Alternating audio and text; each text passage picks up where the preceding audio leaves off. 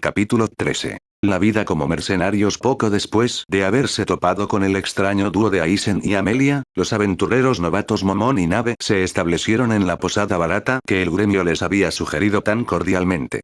Habiendo llegado a su habitación, la puerta de madera se cerró detrás de ellos con un ruido sordo. La habitación estaba vacía, salvo por un par de somieres de tosca confección con cofres que la acompañaban. Momón miró alrededor de la habitación, y sus hombros se hundieron ligeramente, su lenguaje corporal claramente mostraba decepción. Luego levantaron momentáneamente a estos personajes necesarios como Momón, con un breve movimiento de su mano, el yelmo de su armadura negra y las dos grandes espadas en su espalda se derritieron en la nada, revelando el cráneo blanco blanqueado del Señor Supremo de la Muerte, Ainz. Vestido de Oal. Giró y estiró el cuello, encontrando extrañamente cómodo estar libre del peso extra. No puedo creer que se atrevan a dejarte quedarte en un lugar como este, Momón-sama. No digas eso, Nave. Nuestro objetivo es convertirnos en aventureros, y luego aumentar nuestra fama hasta el punto en que todos nos conozcan. Hasta entonces, no estará de más experimentar la vida de un novato. Además, Ainz entabló una breve conversación con su compañero Nave, sobre cómo ella no debería dirigirse a él tan formalmente, con un éxito limitado. Mientras discutían su situación actual, la conversación finalmente se centró en cómo ellos, incluso con todos los recursos disponibles para ellos, necesitaban un trabajo si querían hacer posible cualquiera de las metas de Ainz. Fue entonces cuando un encuentro simple una vez más vino a la vanguardia de la mente del Overlord, como si no lo hubiera admitido, dicho encuentro nunca lo había abandonado realmente. Ainz se había preguntado si debería haber aceptado su oferta, incluso con su compromiso previo con el gremio. Después de todo, para él la vida de un mercenario sonaba algo más rentable que la de un aventurero. No solo eso, sino que la libertad que podría provenir de una vida así, posiblemente podría permitirle recopilar información a un ritmo mucho más rápido que un aventurero novato que se abre camino en las filas. Nave, ¿qué pensaste de esas personas que conocimos en nuestro camino hacia aquí? Creo que esos insectos deberían ser debidamente castigados por cómo te trataron, Momón-san. Ainz se golpeó la frente con un dedo, lamentándose de lo inútil que era su compañero para aprender algo tan básico como dirigirse a él de manera informal en el mundo exterior. Luego hizo a un lado estos pensamientos mientras continuaba. No digas eso, Nave. Recuerda que mientras estamos aquí, estamos en la misma base que ellos, no, tal vez estemos en un nivel social más bajo. Parecían tener una presencia superior a la de ellos. Ainz comentó con un tono pensativo. ¿Ah, presencia superior? Yo, no entiendo a Momón-san, ¿cómo pueden seres como ellos ser superiores de alguna manera? Preguntó Narveral en un tono confuso. Recuerda que aunque estamos disfrazados de los aventureros novatos Momón y Nave, no tenemos mucho en términos de estatus social. Por otro lado, parecían pertenecer a un escalón superior de la sociedad. Ainz dijo en un tono melancólico, como si recordara una experiencia lejana. Ya veo. Esa percepción, como se esperaba de Ai, Momón-san, me disculpo enormemente por no haber entendido, Narveral comenzó con una reverencia, pero Ainz se apresuró a detenerla. Tranquilo, Nave. Muchas gracias, Momón-san. ¿Deberíamos tenerlos bajo vigilancia? Ella sugirió. Ainz contempló su sugerencia. La espada podría resultar útil en el futuro. Si por alguna razón su trabajo como aventurero se fue al sur, aceptar su oferta podría ser su única otra opción. Tal como están las cosas, la única razón por la que no lo aceptó fue porque tenía compromisos previos con el gremio y estaba preocupado por lo que la gente pensaría de él si fuera un mercenario. No sabía nada de estos espada y, por lo que sabía, podían tener mala reputación. Algo en lo que seguramente no quería involucrarse. No. Los dos los veremos nosotros mismos, como aventureros. Por lo que sabemos, no podría haber nada digno de mención para ellos. Como desees, Momón-san. Nave respondió con una reverencia. Aún así, Ainz no estaba seguro de cómo debería actuar. No le gustó la presencia del hombre llamado Aizen. Se sentía diferente a todos los que había conocido en toda su vida, incluso a los de Nasharik. Había un cierto aire de malestar alrededor del hombre de aspecto torpe. Era casi como si algo en él atacara activamente su propia naturaleza. Eso en sí mismo podría ser una buena razón para que investiguen espada. Sin embargo, también podría ser una buena razón para mantenerse alejado de ellos, ya que no entendía qué lo hacía sentir tan incómodo. Aún así, me pregunto cómo son estos espada, murmuró en voz alta, ignorando por completo la presencia de Nabe. Anika y Hiyur acababan de llegar a Peixe Village. Era un pueblo costero pequeño y algo aislado cuya población vivía de la pesca. Dada su naturaleza aislada, pocos fueron los que al llegar a la mayoría de edad permanecerían allí. La mayoría se marchaba, pero algunos de ellos volvían de vez en cuando para visitar a familiares lejanos, viejos amigos o simplemente para recordar el pasado. Fue uno de estos individuos el que regresó a casa, cuando no mucho antes cayó en una pesadilla interminable. Su forma de vida y su sustento ahora estaban en peligro por un tiburón de 25 pies que había decidido establecer su hogar cerca del pueblo. La criatura atacaba de vez en cuando, llevándose consigo a algunos pescadores, antes de retirarse a las profundidades del mar. Pertenecía a la especie Mithril Shark, denominada así debido a que su color se asemeja al del metal.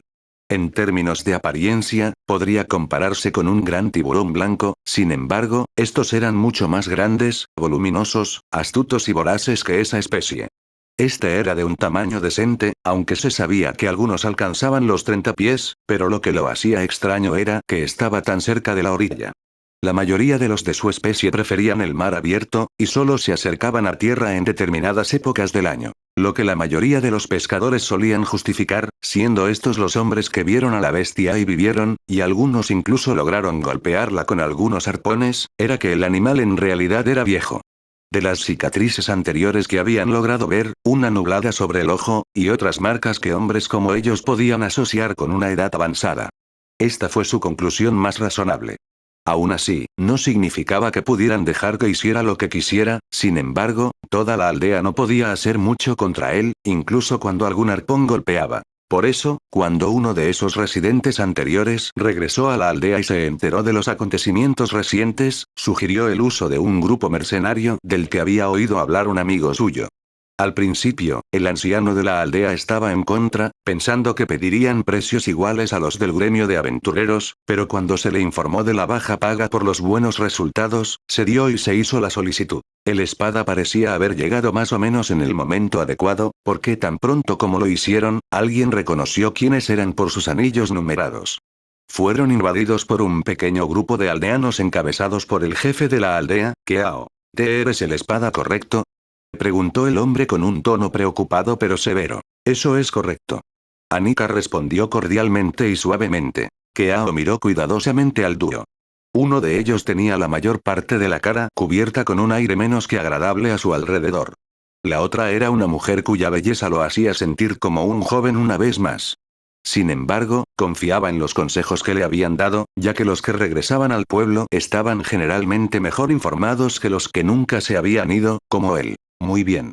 Te llevarán a la playa. Esa cosa nos ha atacado una vez más. Ya hay heridos en tierra, pero todavía quedan algunos en el agua. ¿Puedes ayudarnos?, preguntó secamente. Lidera el camino. Hiyur respondió rápidamente. Un grupo de hombres más jóvenes llevó al dúo a la playa, donde fueron rodeados por una pequeña multitud compuesta en su mayoría por mujeres. Algunos de los hombres que los dirigían hicieron que la multitud se hiciera a un lado para que el dúo pudiera observar más de cerca a los heridos. Había 3 de ellos con varios grados de lesión. Uno de ellos tenía solo raspaduras menores, a otro le faltaba parte de la pierna izquierda y al último le faltaba parte del lado derecho. Los 2 últimos fueron los casos más graves, y eran hombres que en la situación dada sin duda habrían muerto.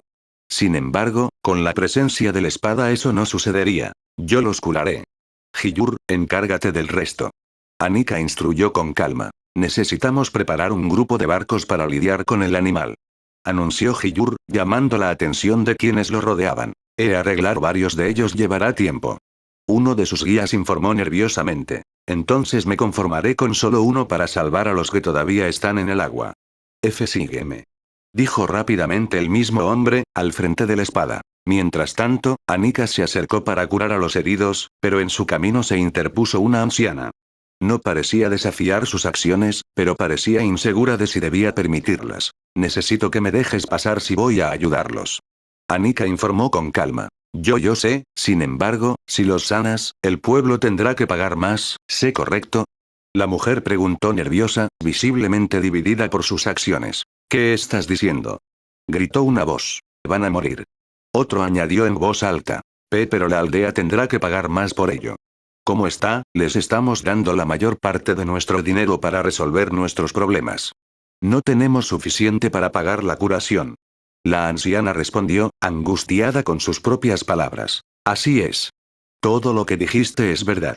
Si todavía estuviera afiliado a un templo, tendrías que pagar más por mis servicios de curación. Sin embargo, ese ya no es el caso. Dejé mi templo cuando me uní a los espada. Nunca estuve de acuerdo con que la gente tenga que pagar por nuestra ayuda, o alguna vez lo hará, por eso ofrezco mis servicios gratis. Y si quieres que vivan, me dejarás pasar. Informó tranquilamente la espada. Mis disculpas. Dijo la anciana, haciendo una torpe reverencia antes de hacerse a un lado. Haré todo lo posible para asegurarme de que sobrevivirán. Sin embargo, debo pedirles a todos que se guarden lo que ven aquí y que nadie se entere. Anika dijo con un tono serio que envió escalofríos por la espalda de la gente. A como desees. Por favor, ayúdalos. Algunos de los aldeanos más experimentados entendieron completamente el significado detrás de sus palabras de asegúrese de que nadie se entere.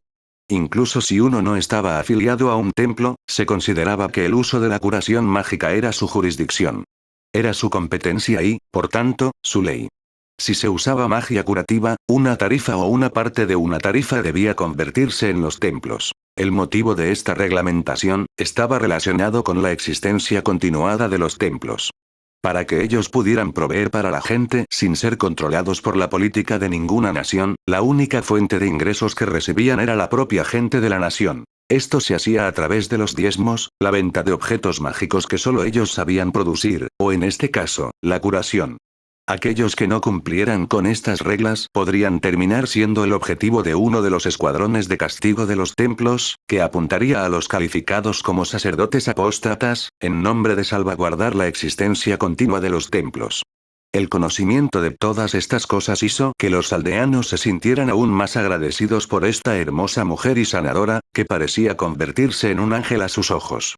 Hiyur ahora estaba siendo llevado en un bote pequeño al lugar donde descansaba un barco pesquero más grande que ya estaba medio sumergido. En él había otros 3 hombres agitando frenéticamente el barco que se acercaba. Sin embargo, con Hiyur solo era un viejo pescador. El único que había logrado preparar un bote tan rápido como quería el espada. No solo eso, sino que los otros hombres más jóvenes parecían menos abiertos a la idea de ir al agua con la criatura todavía en el área. Algo que al anciano no parecía preocuparle. «Entonces, ¿vas a matarlo?», preguntó el anciano, con la voz gastada, como por años de beber. «Sí». Hiyur respondió en un tono desinteresado. Eres del tipo silencioso, ya veo. Aún así, este viejo cronometrador debe preguntarte, ¿cómo planeas moverte bajo el agua con esa capa y capucha puesta? Estos son bastante simples de quitar, por lo que no hay necesidad de preocuparse. Pero debo felicitarlo. Para alguien que podría estar dirigiéndose a su muerte, está bastante tranquilo. El espada respondió, moviendo sus dedos por el agua. No me preocupan esas cosas. Hace tiempo que acepté mi propia mortalidad. El anciano informó con indiferencia, como si estuviera hablando de un tema cotidiano. Casi tan pronto como el pescador dijo esto, el espada levantó los dedos del agua y se puso de pie mirando a su alrededor, como si buscara a la criatura. Al mismo tiempo, los sentidos agudos y bien entrenados del anciano comenzaron a sentir algo extraño en el aire. Sin embargo, no tuvo tiempo de pensar en ello, ya que el barco salió volando del agua. El tiburón que habían estado buscando con tanta atención había, de hecho, nadó debajo de ellos y se propulsó dentro del bote. Enviar tanto a la embarcación como a sí mismo volando fuera del agua. Hiyur y el anciano vieron cómo el enorme cuerpo de la bestia atravesó la superficie del océano antes de estrellarse contra él, casi al mismo tiempo que lo hicieron. El anciano tosió violentamente al salir de la superficie del agua, mirando a su alrededor. Niño. El pescador trató de controlar el espada que tenía a su lado. Sin embargo, antes de que pudiera, solo vio a Hiyur siendo arrastrada bajo el agua, probablemente por la capa de la que había hablado hace unos momentos. Como no pasó nada después, solo pudo nadar hasta el barco que se hundía, un esfuerzo que con su avanzada edad resultó difícil pero aún alcanzable. Durante un tiempo no pasó nada, pero luego vieron que la aleta de la criatura emergía de debajo de las olas. Sin embargo, para su gran sorpresa, el tiburón no se estaba moviendo en su dirección, se estaba moviendo hacia la orilla. Mientras se movía, dejó un gran rastro de sangre detrás de él y continuó su avance a gran velocidad. Mientras lo hacía, el rastro de sangre se hizo cada vez más grande en el agua. Fue solo cuando se acercó mucho a la orilla que se hizo visible para todos los que miraban, que Hiyura había clavado una daga en el costado de la criatura para hacer palanca, mientras usaba otra para apuñalarla repetidamente. Este proceso le permitió desorientarlo y conducirlo hacia la tierra. Los aldeanos vieron los movimientos violentos de Hiyur, que parecían no verse afectados por el agua. Cada herida extrajo más y más sangre de la criatura, hasta que finalmente golpeó el agua poco profunda y efectivamente se atrapó. El poderoso tiburón ahora estaba destinado a morir lentamente. Al menos, ese habría sido el caso, si no fuera por el grupo de hombres que empuñaban arpones que ahora estaban más que ansiosos por ayudar a los espada. Uno de ellos lo ayudó a levantarse y alejarse de la criatura, mientras que el resto lo remató con golpes salvajes. Hiyur, cuya capa ahora estaba reducida a unos pocos jirones alrededor de su cuello, rechazó con calma la ayuda del joven y se tomó solo unos momentos para recuperar la orientación, antes de regresar a Anika. No le tomó mucho tiempo encontrarla. Solo tenía que seguir las palabras y los sollozos de gratitud que normalmente seguían a sus acciones. Anika era la sanadora de los espada, lo que significa que las heridas que había visto en los hombres, siempre y cuando se jurara el debido secreto, no eran nada ante ella. Hiyur ni siquiera necesitó acercarse para confirmar esto, y decidió mantener su distancia de las personas que rodeaban a su pareja. Incluso con la criatura muerta, el dúo permaneció en la aldea por un tiempo más. Al menos hasta que todos estuvieran a salvo en la orilla y sanados. Aquí está tu recompensa. Informó Kao, acercándose al dúo que se preparaba para irse. Gracias. Anika comentó con una elegante inclinación de cabeza, mientras Hiyur tomaba la bolsa del mayor. No. Nosotros somos los agradecidos. Si no fuera por ti, quién sabe cuándo habría terminado esta pesadilla. Estamos contentos de que podamos ser útiles. Le deseamos a usted y a su aldea toda la prosperidad que se merecen. Y si alguna vez se ve enfrentado a un problema similar, estamos más que felices de ayudar. La ex sacerdotisa informado con un tono suave. Kao luego los vio alejarse, aparentemente regresando a donde habían venido a pie. Sabía que por dulces y cariñosas que fueran sus palabras, incluso si estaban dispuestas a resolver sus problemas, eso solo sucedería cuando se ofreciera el pago correcto. Aún así, comparado con el precio de contratar a aventureros con el rango apropiado para la misma tarea, no podía negar los resultados, ni la bendición de que les salvaran la vida. Habiendo completado con éxito sus asignaciones, Alvis y Cayo decidieron descansar en una posada mientras regresaban a Erramtel. Alvis, incluso si pudo estar sin ningún descanso real durante largos periodos de tiempo, aún disfrutó de la sensación de un buen descanso nocturno. Por eso se fue a la cama mientras Cayo se quedaba a tomar un trago. Desafortunadamente para el joven espada, lo que se suponía que era una simple bebida pronto se convirtió en lo que él entendió como una fiesta total. Tanto es así que ni siquiera su almohada fue suficiente para amortiguar el sonido. Las cosas solo empeoraron cuando la puerta de la habitación, que compartía con Cayo, se abrió de par en par y por ella salió su pareja, una mujer en cada hombro y otras dos haciendo todo lo posible por agarrarlo de los brazos. Alvis solo podía girar lentamente en su cama, por lo que apartaría la mirada de lo que sabía que estaba a punto de suceder, y siguió usando su almohada para ahogar el sonido. A medida que avanzaban las cosas, la habitación comenzó a llenarse de una atmósfera primitiva y carnal. Incluso él estaba empezando a tener dificultades para mantener la compostura. Las cosas se ponían aún más ridículas cada vez que se abría la puerta de la habitación, y sus sentidos le decían que había más mujeres que se unían a la diversión. Habiendo llegado a su límite, el joven espada estaba listo para levantarse y salir de la habitación para ir a tomar un poco de aire fresco, o tomar una ducha fría, cuando sintió que tiraban de sus sábanas. Eso, junto con lo que sus sentidos captaron fácilmente y las risitas audibles, Alvis pronto se dio cuenta de quién estaba tratando de llamar su atención y cuáles eran sus intenciones. Al oír esto, solo pudo suspirar con resignación y se dejó llevar por la corriente. Cuando Alvis se despertó ya era de mañana, su cuerpo gimió y le dolió levemente mientras se levantaba de la cama. Dejando escapar un fuerte bostezo, sus ojos cansados escudriñaron la habitación, casi con un brillo en ellos. La cama de Cayo se había derrumbado, y el hombre todavía dormía rodeado de un número insano de mujeres, que Alvis ni siquiera trató de contar. Lo que realmente lo sorprendió fue que cuando se tomó el tiempo de mirar hacia abajo se encontró completamente desnudo, cubierto por un desorden de sábanas, con una mujer desnuda a su mitad izquierda contra la pared, otra en el piso y una mitad en el piso mitad. En la cama. Sentado en la cama, solo pudo suspirar mientras se sentía un poco disgustado y avergonzado de sí mismo por haber cedido tan fácilmente a impulsos que eran más propios de un animal que de un humano. Comprendió que ahora, ya no era realmente humano. Ninguno de los espada lo era, y su otra mitad solía estar relacionada con ciertas indulgencias. Aún así, sentía que había actuado por debajo de sí mismo esa noche, y se preguntó si esto afectaría de alguna manera la forma en que los demás lo veían si lo supieran. Sus ojos se dirigieron a las ventanas semiabiertas por donde brillaba el sol. Sabía lo básico para saber la hora sin mirar el sol, por lo que trató de hacerlo a través de la luz que entraba por la ventana. Utilizando su talento llamado sentido de probabilidad, sus ojos captaron cada pequeño detalle de la escena que tenía ante él, mientras su mente realizaba fácilmente los cálculos y asociaciones necesarios para determinar qué hora era. Su expresión todavía algo aburrida se enderezó rápidamente cuando se dio cuenta de que ya era media mañana, y que ya deberían haberse ido como máximo hace 3 horas. Levantándose de la cama, envolviendo las sábanas alrededor de su cintura para ocultar la parte inferior del cuerpo, se dirigió hacia Cayo, que aún dormía. Teniendo cuidado de no pisar a ninguna de las mujeres, logró acercarse a su pareja. Albi solo pudo despertarlo, tan sutilmente como su sentido de urgencia le permitió. «Déjame dormir». Cayo murmuró, apartando las manos de Albis. «No puedo.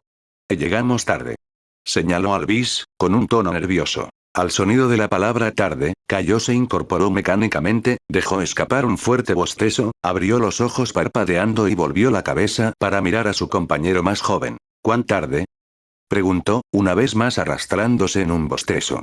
«Al menos 3 horas. Y solo me adviertes ahora». Cayo gruñó, ahora completamente despierto y tropezando de nuevo a sus pies. «Jeje.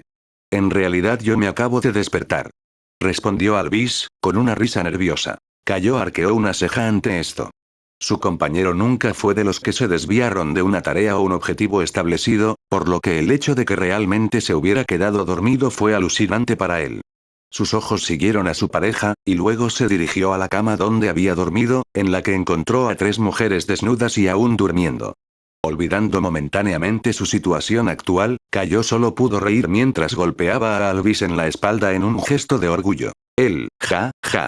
«Entonces, finalmente hiciste estallar tu cereza», anunció con una sonrisa. Yo ya te dije que yo no era virgen antes de esto». Albis señaló con un suspiro. Cayo solo pudo levantar una ceja antes de volver al asunto en cuestión. «Ese claro. Está bien, nos daremos una ducha rápida y nos iremos. Podemos comer algo mientras estamos de viaje». Él instruyó. Albis estaba a punto de decir algo, pero fue interrumpido. Deberíamos hacer todo eso en menos de 5 minutos. Porque por experiencia, algo me dice que tarde o temprano vamos a ser confrontados por sus padres o seres queridos. ¿Por qué yo?, dijo Albis con un suspiro y una palma en la cara. Haekar y Elsa observaron el bosque circundante desde uno de los árboles más altos de la región, con su atención en un campamento cercano. Era pequeño, con paredes construidas con troncos de madera, y adentro había varias carpas de diferentes tamaños. Elsa se tomó el tiempo de examinar cuidadosamente su diseño, mientras Haekar preparaba su arco y flecha para disparar. Se puede disparar a casi todo menos a las tiendas de campaña. Puede que todavía haya algo rescatable allí, dijo Elsa en tono profesional. ¿Rehenes?, preguntó Haekar. Lo dudo. Los cuerpos que encontramos en nuestro camino aquí coincidían con el último grupo de personas que se llevaron. Está bien. Abriré fuego. Ve allí y llama la atención de los goblins y los ogros. Rillen se encargará del líder. Está bien. Iré y me prepararé. Elsa saltó del árbol y Haekar preparó tranquilamente su arco y flecha, apuntando mientras activaba su habilidad, flecha explosiva del cazador. Roja. Un aura roja emergió en la punta de sus dedos y envolvió el proyectil, dotándolo de una habilidad explosiva al contacto. Tomando una última respiración profunda, abrió fuego. Su primera flecha golpeó una de las paredes del campamento, la flecha liberó una onda de choque de aire sobrecalentado, perforando un agujero en la pared y quemando el área a su alrededor. Disparó 2 de estas flechas más a las paredes, seguido de equipar la mejora azul y dispararla al grupo inicial de goblins que emergió en la entrada. Con esta aura, el impacto resultante envió metralla en todas direcciones, sacando al grupo y algunos otros cercanos. Elsa luego entró en acción, burlándose activamente de los sobrevivientes de tal manera que casi todos los goblins salieron corriendo del campamento tras ella hacia el bosque, dejando el camino abierto para Rillen. Al entrar en el campamento, el anciano comenzó a caminar hacia la tienda más grande, donde creían que estaba el líder de este grupo. Mientras se dirigía hacia allí, dos ogros emergieron de la tienda e inmediatamente se abalanzaron sobre él. Rillen se quitó la capucha y esperó con calma lo que vendría después. El primer ogro que se acercó a él derribó su garrote sobre la espada, a lo que Rillen dio un paso atrás con calma, provocando que la criatura golpeara el suelo. El anciano siguió esto colocando su pie encima de él evitando que el ogro lo levantara. Usando su pie como apoyo, Rillen se lanzó de cabeza contra el bruto, girando en el aire y aterrizando un golpe limpio en su cabeza con su bastón. Este simple movimiento se realizó con suficiente fuerza para romper el cráneo de la criatura, enviando sangre por todas partes mientras se derrumbaba en el suelo. El ogro restante entró para agarrar al anciano, quien rápidamente se agachó debajo de la mano y golpeó a la bestia, enviando un crujido que resonó en el área, antes de que colapsara. Sacudiéndose el polvo, el espada continuó su camino hacia la tienda. Al entrar finalmente, se enfrentó al líder de este grupo, una Zoastia. El voluminoso centauro, como ser, descansaba sobre cojines gastados pero cómodos, muy probablemente tomados de las personas a las que atacaban. A su derecha había un gran martillo a dos manos, y a su izquierda había una mujer rubia encadenada. El único humano superviviente del campamento. Estaba cubierto de pelaje blanco con rayas negras, en su rostro descansaban dos dientes en forma de sable, el izquierdo roto. En el lado izquierdo también descansaba una gran cicatriz que cubría la mayor parte de ese lado de su rostro, incluido un ojo perdido. Rillen se sorprendió al ver a uno de los de su especie tan lejos de Avalon Hills, pero eso no importaba ahora, ya que la tarea implicaba matar al grupo de goblins que atacaban a personas en pueblos cercanos, carreteras y su líder. Finalmente, algo de entretenimiento adecuado. El Zoastia gruñó, levantándose y recogiendo su martillo. ¿Eso es lo que crees que es? Rillen preguntó en un tono vacío. Honestamente, no. Vas a ser solo otra mosca a la que tengo que apartar, en mi camino hacia la grandeza. ¿Tienes un nombre, oh gran Zoastia? Él, ja. No necesitas saber mi nombre. Solo llámame jefe, como todos los demás en este campamento lo hacen. Dijo Zoastia con una carcajada. Ya veo, es una pena.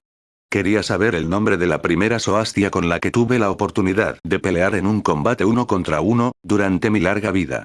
Mi nombre es Rillen Sesguerra, el primera espada. El jefe casi no esperó a que el anciano terminara de hablar antes de lanzarse directamente a la acción, decidido a poner fin rápido a las cosas. Estaba realmente molesto porque sus goblins parecían haber sido asesinados. Significaba que una vez más tendría que ir a buscar nuevos secuaces. La cicatriz en su rostro de cuando trató de apoderarse de su tribu parecía doler con su creciente molestia. La situación arrojó luz sobre su ego dañado. El ego que lo había hecho partir por su cuenta después de la derrota para crear su propia tribu y conquistar su propio territorio. Acercándose al hombre, le lanzó su martillo, solo para que el anciano saltara limpio sobre él y golpeara el lado dañado de su cabeza con un palo, haciendo que el jefe tropezara a un lado, siseando de ira. Hablas mucho, pero al final parece que eres un bruto. Rillen comentó con un tono aburrido. Grak. No me menosprecies humano.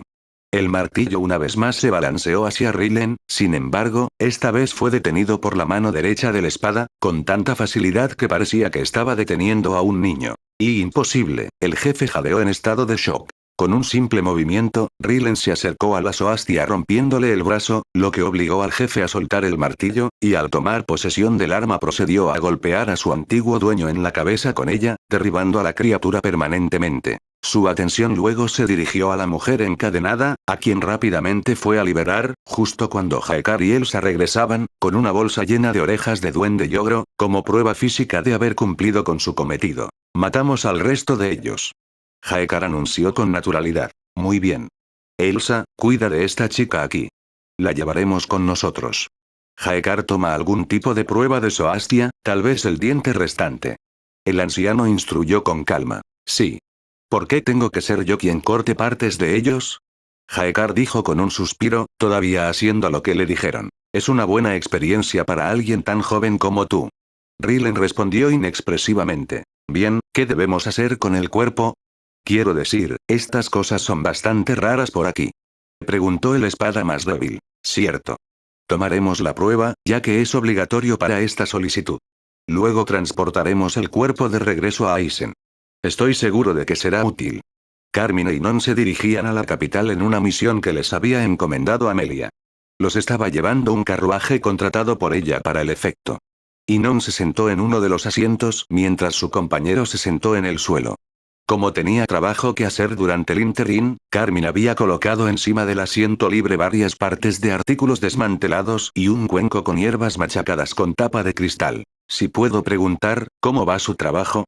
Preguntó Inon, tratando de entablar una pequeña charla. Está yendo decentemente. Sin embargo, incluso con mis habilidades, solo puedo hacer mucho con estos materiales, respondió Carmine con un ligero suspiro. Pero pensé que estábamos trabajando con los mejores materiales disponibles. Eso es casi cierto. He estudiado y escuchado historias de hierbas de mejor calidad. Aquellas que podrían darnos pociones curativas de mejor calidad. Solo necesitamos una pista de concreto en su ubicación. Seguramente, si existen, nuestros contactos podrían encontrar algo sobre ellos. El gigante señaló para tranquilizarlo. Sin embargo, la pequeña mujer no se conmovió, ya que un leve gruñido escapó de su joven voz mientras respondía. Tardarán demasiado. Podríamos usarlos ahora, dijo Carmine secamente, luego se quedó en silencio. Hizo una pausa y, al ver que ya no estaba interesada en el tema de conversación, decidió cambiar de tema. ¿Qué hay de tus guanteletes? ¿Qué piensas de ellos? Preguntó notando que él no los estaba usando, ya que generalmente no tenía necesidad de hacerlo. Son armas maravillosas. Gracias. Inon respondió con un tono agradecido, haciendo una pequeña reverencia. Es bueno saberlo. Pero si quieres agradecer a alguien, agradece al señor dragón. Después de todo, solían pertenecer a su tesoro. Siempre tuve la impresión de que los dragones no se separaban fácilmente de sus cosas. Debe haber sido debido a la influencia de Aizen-sama. Le mostró al dragón que hay más en la vida que el impulso natural y codicioso de un dragón de hordar tesoros. Si tú lo crees, murmuró Carmine, antes de volver a su trabajo. Aún así, me pregunto por qué tenemos que ser nosotros los que nos ocupemos de los asuntos personales de Amelia. Comentó con un suspiro. Quizás sea una señal del valor que ella atribuye a nuestro equipo. Sugirió Inon. Incluso si ese es el caso, merecemos más descansos. Alguien de mi edad no tiene la paciencia para viajes largos como este. Señaló el pequeño espada. El resto de su viaje no tomó mucho tiempo, y pronto el carruaje se detuvo frente a una pequeña mansión en la capital del reino. Inon fue el primero en salir del transporte, llevando consigo un cuadro envuelto en tela. Carmine apareció poco después.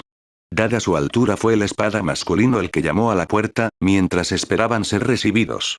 No les tomó mucho tiempo obtener una respuesta, cuando una mujer joven con uniforme de sirvienta abrió la puerta, antes de mirar al extraño duro. ¿Puedo ayudarlo? Ella preguntó. Estamos aquí a nombre de Amelia Bedelia Aigner.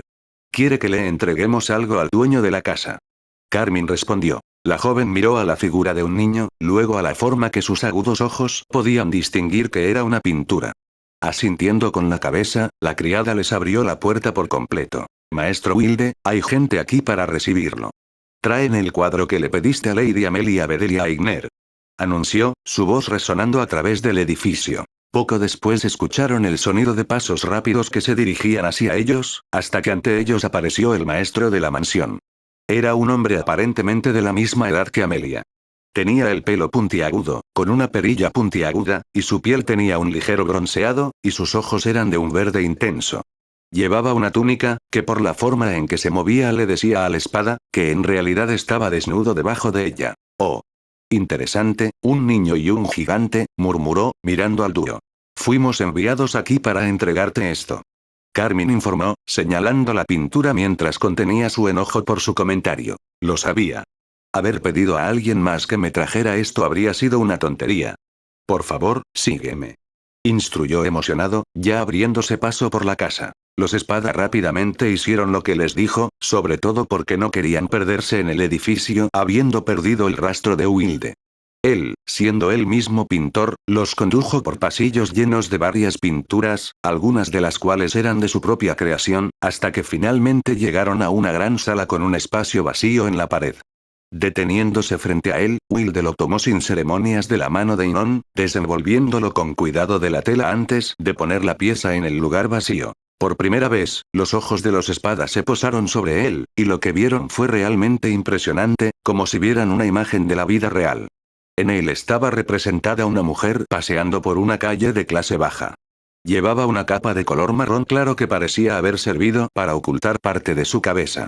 Sin embargo, en el momento representado en la pintura, su rostro y parte de su cabeza eran visibles, y decir que era hermosa hubiera sido un insulto. Su largo cabello era negro y parecía tan suave como la seda al tacto.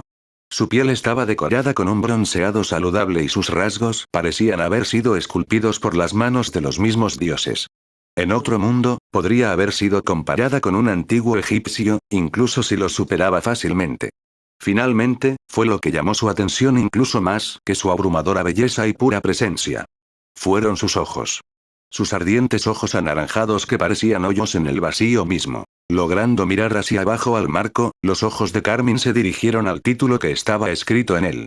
Aparentemente, el nombre de la pieza era La Emperatriz Oscura del Más Allá. En su mente se sentía extrañamente apropiado. Sí, esto es, dijo Wilde con pura emoción. Debo agradecerle. Y debe enviarle mi agradecimiento a Amelia. Por haber traído de regreso esta obra de arte invaluable después de que se la robaran a mi familia hace 50 años.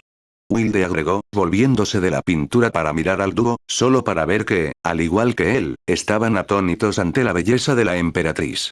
No pudo evitar seguir hablando. Veo que ustedes dos también reconocen la belleza. Belleza tan abrumadora que maldijo al propio creador. ¿Qué quieres decir? Carmine preguntó con curiosidad. Esta pintura es antigua.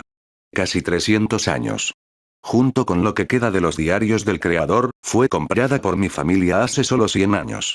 Y en dichos diarios, el autor escribió páginas sobre el simple día en que vislumbró a esta mujer caminando. Trató de seguirla, pero tan pronto como apareció ella se fue, y solo le quedó una imagen mental de ella, una imagen que se ve inmortalizada aquí, pero lamentablemente ese no fue el final para él. Wilde comenzó, haciendo una pausa para dejar que la información se asimilara. Escribió sobre cómo la imagen de esta mujer le llegó en sueños, y en sueños experimentó cosas reservadas para los dioses. Estas experiencias arruinaron su matrimonio, y también parecieron enviarlo a la ruina. Después de eso, no sé qué sucedió. ¿Tendrá la pintura ese efecto en la gente? Preguntó Inon, haciendo que Wilde se riera. Ja, ja, ja. Oh, no. No hay razón para preocuparse. Pero ahora, vayamos y obtengamos su bien merecido pago. El grupo de Momón, Nave, Firia Bareare y las Espadas de la Oscuridad, habiendo llegado a un acuerdo para que ambas partes trabajaran como guardaespaldas del joven, estaban saliendo del gremio. El sonido común de otros aventureros hablando venía de todos lados. Tanto es así que parecían haberse adaptado a no escucharlo. Aún así, esto significaba que cada vez que se detenía, llamaba la atención de todos. Siendo eso lo que acababa de suceder, cuando el gremio se quedó en silencio, este cambio repentino aturdió brevemente a Momón, ya que sabía que algo debía haber sucedido para causarlo. De hecho, algo había causado el silencio, ya que todos los ojos estaban ahora en la entrada del gremio y las dos personas que estaban en él. La más pequeña de las dos, una mujer, tenía un gran cabello rubio que le cubría levemente el lado derecho de la cara, y en su hombro descansaba una gran lanza. El otro era un hombre que era al menos tan alto como Momón. Él también estaba completamente cubierto con una armadura hecha de adamantita. El casco cubría su rostro y tenía la forma de la cabeza de un lobo. En su cintura descansaba una gran espada ancha que ningún hombre normal podía aspirar a empuñar con una mano, cosa por la que era conocida la figura acorazada. Me pregunto quiénes son. Momón murmuró, pensando en voz alta. ¿No sabes quiénes son? Preguntó Peter Maut, luciendo algo sorprendido. No. Yo no. Por favor recuerde que somos nuevos en esta área. Ah, ya veo. Mis disculpas. Son miembros de la espada. ¿La espada? Ya veo.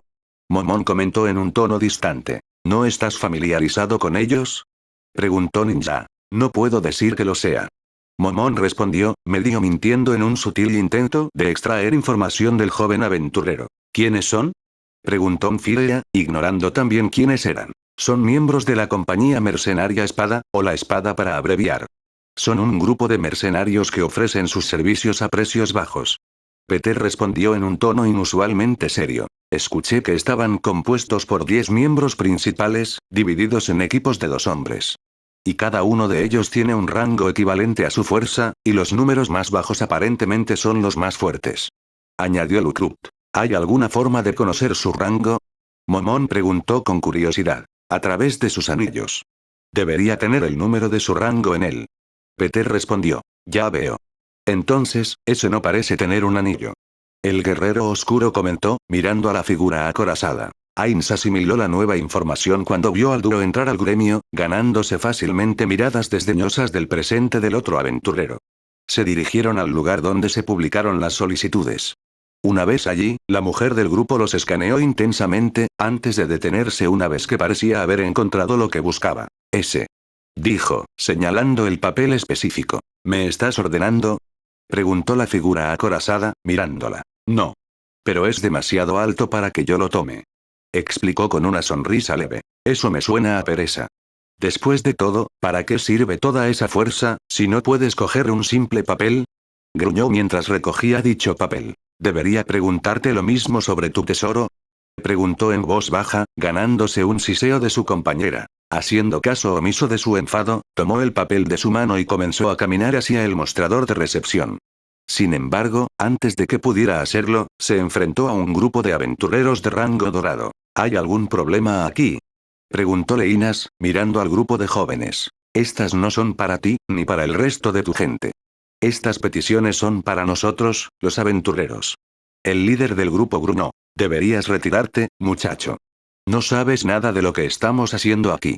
Señaló la figura acorazada. Retírate, Nats. Puedo manejarme yo mismo. Dijo Leinas, en un tono bajo de molestia. Sé lo suficiente. Todos sabemos lo que estás haciendo aquí. Todos sabemos cómo lentamente, uno por uno, tomarás lo que es legítimamente nuestro. Todo comenzó cuando nos quitaste a Cayo Gigants. ¿Entiendes cómo es este mundo? ¿De verdad le faltan buenos aventureros? Por tu culpa se vio obligado a dejar el gremio, ya que todo lo que los espada le pedían que hiciera iba en contra de lo que el gremio consideraba conveniente que hiciera. Y ahora, lo que en el futuro podría haber sido un aventurero de primer nivel, está desperdiciando el suyo como mercenario. Dijo el joven en su indignación. Realmente es como dice Nats, no sabes nada. Si lo supieras, sabrías que lo que hacemos no es insignificante. Sabrías que tomamos los trabajos que los aventureros consideran demasiado buenos para hacer. ¿Alguna vez has pensado en eso? Hacemos lo que ustedes no pueden o no pueden hacer, más barato y mejor de lo que cualquiera de ustedes podría manejar. Eso es un hecho. Leinas siseó en respuesta. Ahora, si no le importa, tengo trabajo que hacer. Leinas comenzó a caminar junto al aventurero sin palabras. Realmente se quedó sin palabras, ya que la mujer había destruido su débil argumento. Estaba a punto de moverse, tal vez a punto de hacer algo más impulsado por la ira que por el pensamiento adecuado, cuando una mano enorme cayó sobre su hombro. Reconsidera lo que estás a punto de hacer. Esta es una pelea que no puedes ganar. El tercero en su anillo no es para mostrar. Nats informó con severidad, antes de dejar caer su brazo hacia un lado. El dúo se dirigió a la recepcionista, que parecía un poco abrumada por la presencia de estas dos figuras impopulares, especialmente ahora que habían aceptado directamente una solicitud de la Junta de Solicitudes del gremio de aventureros. Esta solicitud nos la dio el mismo hombre que te la hizo a ti. Informó Leinas, colocando el papel encima del mostrador. Entiendo. Sin embargo comenzó a decir la recepcionista, pero Leinas ya estaba un paso por delante. Este es el documento que prueba que lo que dije es cierto. Como pueden ver, está firmado por la misma persona que firmó la solicitud. La recepcionista no pudo decir nada más ya que tomó ambos papeles para poder hacerse cargo del papeleo necesario para informar al resto del gremio del cambio. Leinas y Nats se volvieron para alejarse, cuando la atención de la mujer cayó sobre el guerrero oscuro y su hermosa compañera. Parecían ser el mismo dúo que Aizen les había mencionado hace unos momentos antes de que tuvieran la tarea de atender la solicitud de ir al gremio. Oye, tú. Tu nombre es Momón, ¿verdad? Leinas preguntó casualmente, acercándose al gran grupo. ¿Qué, mala educación? Nave comenzó a decir con los dientes apretados, cuando Momón la cortó en la cabeza para detener sus acciones. Ejem.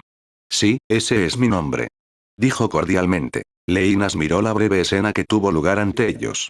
La mujer parecía ser tan impulsiva y protectora con su compañero masculino como Aizen había sugerido que sería. Aún así, sus sentidos intensificados podían captar algo que los distinguía del resto, incluso si en ese momento no lo captaba por completo. ¿Usted los conoce? Peter preguntó, sorprendido por el extraño giro de los acontecimientos. No lo hace. Pero tuvo el honor de conocer a nuestros jefes. Leinas respondió con frialdad. HMPH. Y tontamente no aceptes la oferta que te hicieron. Nats agregó sin rodeos. Oferta. Todo el grupo de Swords of Darkness jadeó en estado de shock. Ese sí. Nos ofrecieron un lugar en el espada. Momón respondió, agradeciendo mentalmente a sus pasivos no muertos que ayudaron a mantener su voz firme ante las sorpresas. Pero lo rechazamos, ya que ya teníamos un compromiso con el gremio. Aclaró, lo que le valió fuertes aplausos y miradas de asombro de quienes lo escucharon. Esta gente definitivamente no conoce nada mejor. Leinas suspiró en voz baja. Estoy seguro de que vendrás. No hay nada mejor que ganar experiencia como aventurero, pero recuerda que como espada ganarás libertad más allá de lo que te impone un gremio. Dicha libertad te permitiría evolucionar más allá de lo que normalmente haría aquí. Dijo Nats, mirando a Momón. Si bien entiendo y veo la verdad detrás de tus palabras, por el momento yo y Nave, creemos que nuestro lugar está aquí, y no estaremos considerando cambiar pronto. ¡Qué vergüenza! Quizás pudiste haber sido un buen reemplazo para ese dolor en el trasero de Cayo. Leinas comentó con leve molestia. Ignórala. Fue un placer conocerte, Momón. Informó Nats, extendiendo su mano hacia el guerrero oscuro. Igualmente. Momón respondió, tomando la mano de su compañero guerrero acorazado en un apretón. Por un breve momento, menos de un segundo, ambos parecieron detenerse cuando sus manos se colocaron en su lugar, antes de separarse una vez más. Ese es el agarre bastante fuerte que tienes allí. Nats se rió entre dientes. ¿Terminaste? Todavía tenemos trabajo por hacer. Leinas dijo secamente. Sí, vamos. El espada salió de la entrada del gremio y comenzó a alejarse. Solo después de que estuvieron a una buena distancia del edificio, hablaron una vez más. Entonces, ¿conseguiste lo que necesitabas, Zero? Preguntó Leinas. De hecho, 3. Aizen tenía razón. Es un no muerto increíblemente fuerte. Sin duda, el más fuerte con el que me he encontrado en mucho tiempo. El señor dragón disfrazado respondió con su armadura controlada remotamente, mientras dos ojos azules fantasmales brillaban dentro del casco. Sí. Mis sentidos estaban alerta a su alrededor. ¿No usaste tu habilidad para medirlo? No. No esta vez. No estaría bien mostrar mi mano si pudiera entenderlo. Una sabia decisión, 3. Ahora, vámonos. Podemos informar esto a Aizen más tarde.